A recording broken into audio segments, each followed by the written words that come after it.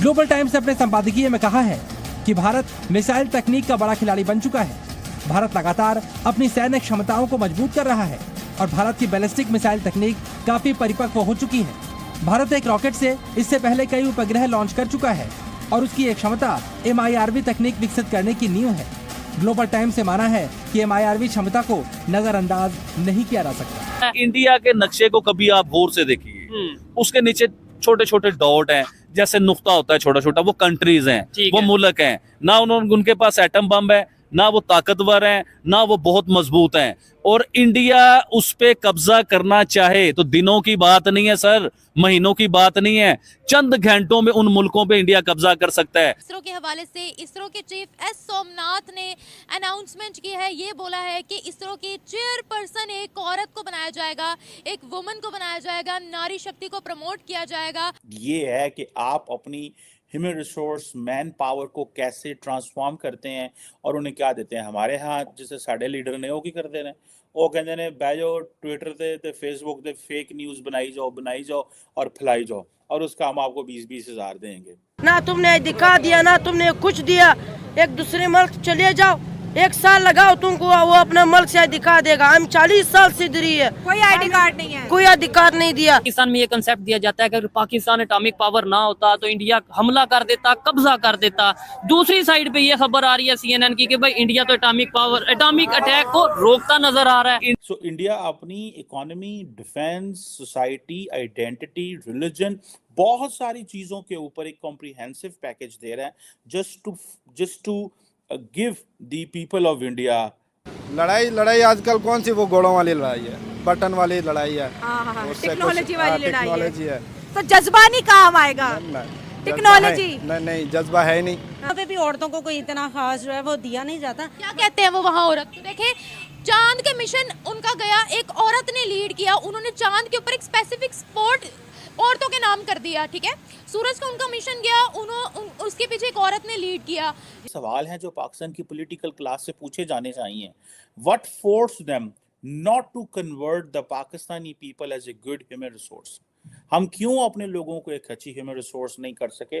जज्बा नहीं है। नहीं। पूरा पाकिस्तान जज्बे के पीछे लगा है, आप कह रहे हो जज्बा नहीं है? कुछ भी नहीं है यार। बातें बस करा लो। बस बातें कर लो। औरत को यही समझा जाता है कि वो पाँव की जूती है, उसे बस घर में बिठाएं। क्यों ऐसी सोच है कि औरत को घर में बिठाओ?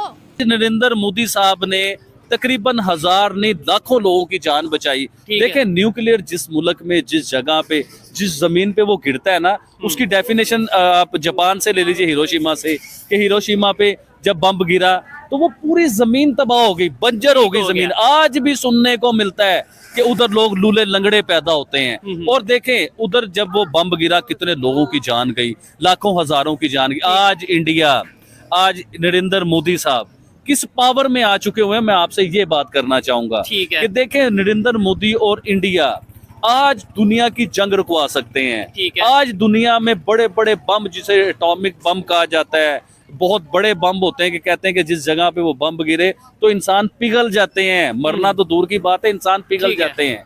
मैं आलमी अदारों से ये बात करना चाहूंगा। अच्छा। मैं CNN से बात, देखिए CNN की आज की रिपोर्ट आपने पढ़ी होगी, जिस रिपोर्ट में उन्होंने ये चीज बताई कि इंडिया के प्राइम मिनिस्टर मोदी की वजह से आज रशिया ने बम नहीं चलाया, बम नहीं फेंका उनके ऊपर। नहीं, नोबेल पीस अवार्ड के हवाले से क्या कहना चाहेंगे? मिलना चाहिए या इस बार मिलेगा, नॉमिनेट होंगे? मैं सर आलमी अदारों से रिक्वेस्ट करना चाहूंगा, उनसे ये बात करना चाहूंगा, उन्हें बताना चाहूंगा कि देखें, प्राइम मिनिस्टर नरेंद्र मोदी पूरी दुनिया में पीस को लेके चल रहे हैं। आज उन्होंने रशिया में लाखों करोड़ों हजारों लोगों की जान बचाई। देखें, वो बम उधर गिर जाता तो कितने लोगों की जान जानी थी, जमीन तक तबाह हो जानी थी। यूक्रेन के लोग तो आज प्राइम मिनिस्टर नरेंद्र मोदी को क्या है, वो नोबेल पीस अवार्ड के हकदार नहीं बनते? ठीक है, उन्हें अवार्ड मिलना चाहिए। और ये छोटी बात नहीं है कि पाकिस्तान से, मतलब इंडियन प्राइम मिनिस्टर के लिए पाकिस्तान से कोई पाकिस्तानी शहरी ये बात करता नजर आ रहा है। एक चीज मैं और क्लियर करता चलूं, हमारा चैनल छोटा सा एक चैनल है, कुछ लोग देखते हैं या बहुत से लोग देखते हैं, लेकिन ये चीज की मुझे गारंटी और एजुकेटेड लोग इस चीज को जानते हैं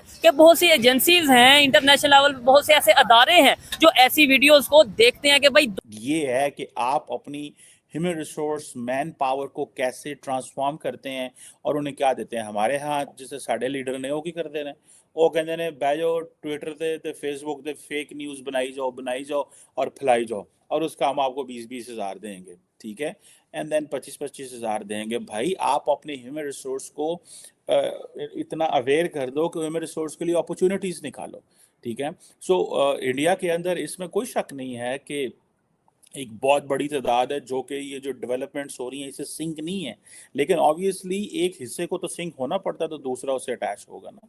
सो ये जो क्वेश्चन है कि अभी $5 ट्रिलियन की इकोनॉमी हो जाएगी और देन डेफिनेटली ये सवाल हैं जो पाकिस्तान की पॉलिटिकल क्लास से पूछे जाने चाहिए। What force them not to convert the Pakistani people as a good human resource? हम क्यों अपने लोगों को एक अच्छी ह्यूमन रिसोर्स नहीं कर सके? ठीक है, आप फौज से अपनी लड़ाइयाँ लड़ते रहें, आप बाकी सारा कुछ करते रहें और आपस में लड़ते रहें, लेकिन अवाम का भी तो कुछ सोचें। अवाम के लिए आपने क्या किया हुआ? ठीक है जी। आप देखिए 960 मिलियन एलिजिबल वोटर है इंडिया के अंदर, ठीक है। तो जब अगर 960 मिलियन अगर एलिजिबल वोटर है इंडिया के अंदर, तो वो क्यों ना वो फिर अगर और वो 960 मिलियन वोट देता है अगर एक वजीर आज़म को, तो वो क्यों ना कश्मीर का स्टेटस बदले, वो क्यों ना CAA क्या वो अपनी राय रखे, वो क्यों ना जो है वो करे जो उसका दिल करता है, बिकॉज उसको तो एक स्टेटस मिल गया, उसको तो ब्लैंक चेक मिल गया नरेंद्र मोदी को। और अगर इफ ही विंस अगेन, अगर वो जीत जाता है तो इट मीन्स के जो 960 मिलियन लोगों की इतनी डेमोक्रेटिक एक्सरसाइज होगी, that will he will have वो क्यों पाकिस्तान से बात नहीं करना चाहते? वो इसीलिए नहीं बात करना चाहते। करके भी आए हैं, वहाँ पे भी औरतों को कोई इतना खास जो है वो दिया नहीं जाता। क्या कहते हैं वो वहाँ औरत? तो देखे चांद के मिशन उनका गया, एक औरत ने लीड किया, उन्होंने चांद के ऊपर एक स्पेसिफिक स्पॉट औरतों के नाम कर दिया, ठीक है। सूरज का उनका मिशन गया, उसके पीछे एक औरत ने लीड किया। किस किस सेक्टर में वहाँ औरत नहीं है मुझे बताएं। अभी वो कह रहे हैं कि इसरो यानी उनकी जो स्पेस ऑर्गेनाइजेशन है उसकी चेयरपर्सन भी एक औरत को ही बना दे। ये आपने सही कहा, ऐसे ही हुआ है। अब जो उनका माहौल है ना, उस हिसाब से हमारी खवातीन जो है वो उनसे आ गई हैं। कैसे?